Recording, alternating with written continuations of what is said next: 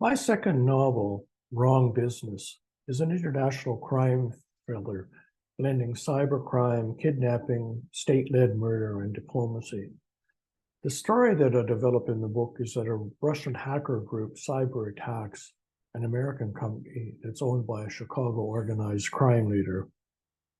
The drive for revenge that subsequently unfolds sets in motion a cascade of events that leads to a geopolitical collision between America and Russia, and also has unforeseen consequences for the family of the mobster.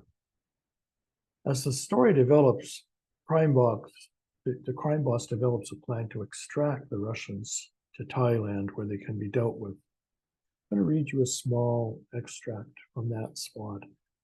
It's in the first-person voice of Nico, one of the organized crime leaders, and the setting is in Thailand. Nico says, on the second night in Phuket, a guy from Myanmar showed up at the villa, a Colonel Ong Thea. The villa staff cooked and set the three of us up for dinner. Arun introduced me. Colonel, this is Nico, a friend from America. Everybody understood that friend meant we had done business together before. Nico's bringing in some people for some fun in Phuket, and he needs a very quiet place to interview these guests. A place where there's nobody around except your people would be perfect, Colonel. Colonel's English was good, better than Arun's. It felt like he lived in Australia or something. He jumped right in to try to determine who I was and who I worked for. Nico, Arun says you are a friend. Tell me about your friendship. Colonel, I'm with a Chicago group that meets people's needs, whatever they are. My group's friendship with Arun's people goes back almost 50 years. Indirectly, we may have worked with your people in moving heroin into America. I have some questions for you, Colonel. In America, we think that the Army of being some kind of straight arrow, not mixed up in other activities. If we work together, is there any chance of our activities, word of our activities, feeding upward to the government of Myanmar and beyond? Colonel smiled. Nico, not all the world works like America.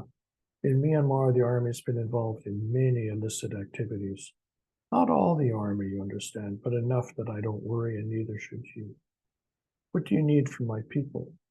Well, as Arun said, a remote place, plus some security in case our guests want to leave before we're finished talking with them, some help from your guys in encouraging our guests to do what we want. I also need secrecy. We don't want to have any leads leading back to us. We don't even want anyone to know we were there. And what do I get for this help, Nico?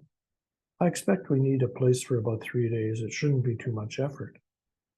Not much effort, but you're putting a lot into this, so I think it must be valuable to you. I don't think effort is the issue. I think keeping this secret is the expensive part. Given the amount of effort your people are putting in, I think this is about serious money. We simply want to share on the upside. Colonel, it is about money, and we think it's about more than $20 million. Well, I hope that this brief introduction to the book, this brief extract, has interested you enough that you'll read the book. Thank you.